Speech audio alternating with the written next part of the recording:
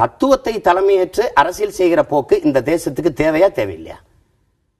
சின்னத்தை பார்க்காமல் நல்ல எண்ணத்தை பார்த்து வாக்கு செலுத்துகிற ஒரு நிலை இந்த மக்களுக்கும் தேவையா இல்லையா?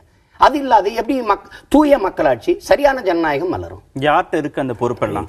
இந்த பொறுப்பு தேர்தல் தானே இருக்கு, கட்சிகள்கிட்ட தானே இருக்கு. கட்சிகள் வந்து தங்களுடைய கொள்கைகளை மக்கள்கிட்ட கொண்டு போய் சேர்க்கக்கூடிய பொறுப்பு. கட்சிங்கிறது ஏற்கனவே அதிகாரத்தை சுவைச்ச, அதிகாரத்தை அனுபவிச்ச மிருகங்களா இருக்கு, பெருத்த பூதங்களா இருக்கு. மக்கள் தான் முடிவு பண்றாங்க.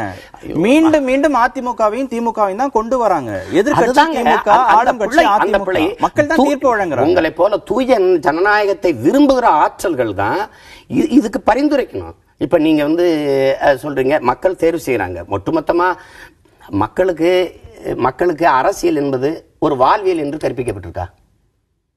அப்படி கற்பிக்கப்பட்டிருக்கா? அரசியல் ஒரு சமூக அறிவியல், சமூக விஞ்ஞானம், சோசியல் சயின்ஸ் என்று போதிக்கப்பட்டிருக்கா? மனித உடலிலிருந்து உயிரை பிரிப்பதும் மனித வாழ்விலிருந்து அரசியலை பிரிப்பதும் ஒன்றுதான் என்று போதிக்கப்பட்டிருக்கா?